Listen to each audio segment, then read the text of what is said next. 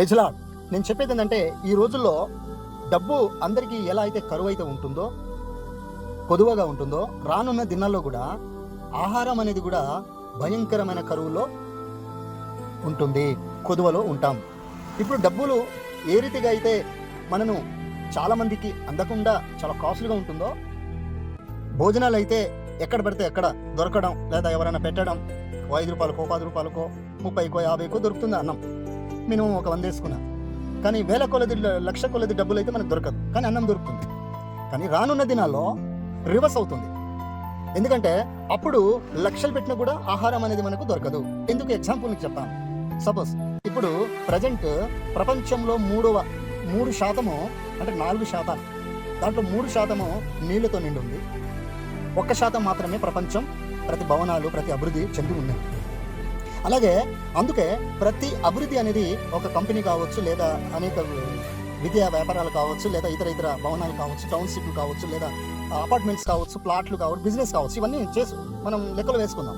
అయితే ప్రతి భూమిని ప్లాట్ లేక, వెంచర్ లేక, లేదా టౌన్షిప్కో, లేదా అభివృద్ధి కొరకు, లేదా కంపెనీ కొరకు మనం కట్టగలుగుతాం. కానీ దేని కొరకు?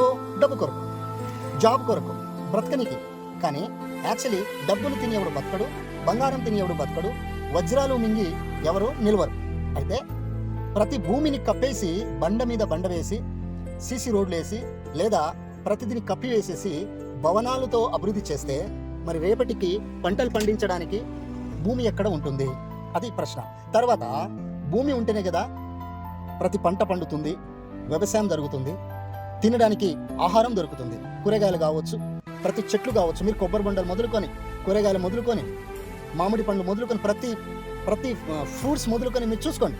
భూమి ఉంటేనే చెట్టు మొలుస్తుంది. ఒకవేళ భూమి లేకపోతే దాని మీద బండ కప్పేస్తే, సీసీ రోడ్ వేసేస్తే చెట్లు ఎలా మొలుస్తాయి? గనుక రానున్న దినాల్లో ఇలాగే భూమిని కప్పుకుంటా వస్తే అభివృద్ధి మనకు కనబడతాయి కళ్ళకు. భవనాలు ఉంది కదా, చాలా కంపెనీస్ వస్తున్నాయి కదా, లక్షలు సంపాదించే కదా అనుకుంటాం. కానీ భూమి కప్పబడుతుందనే సంగతి మనకు అర్థం కావడం లేదు. అంటే ఆ రానున్న దినాల్లో కరువు ఏ రకంగా ఉంటుందనేది దాని ముందుగానే బైబిల్ చెప్పింది. గనుక కరువు, ఆహారం కూడా దొరకదు. ఆ దినాలు రాబోతున్నాయని దేవుడు చెప్పాడు. కనుక ఇప్పుడు మనకు గమనించాల్సిన విషయం ఏంటంటే, అభివృద్ధి కనబడుతుంది కానీ ఆహారం ఆ దినాల్లో దొరకదు. ఆహారం లేక చచ్చిపోతారు, భయంకరమైన పరిస్థితులు గురవుతారు. కాబట్టి ఎంత అభివృద్ధి చెందితే అంత నష్టం కూడా జరుగుతుంది.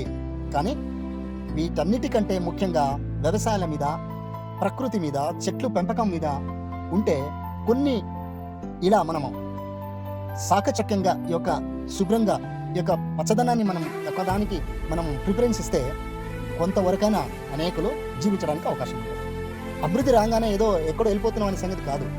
ఒక అభివృద్ధి చెందుతుంటే ఒక మొక్కను మనము కొట్టేసినట్టే, ఒక భవనం కడితే ఒక వరి పంటను తొక్కేసినట్టే. అంటే విషయం గమనించండి పిల్లారా. Praise the Lord. జాగ్రత్త కలిగి మనం ముందుకెళ్దాం.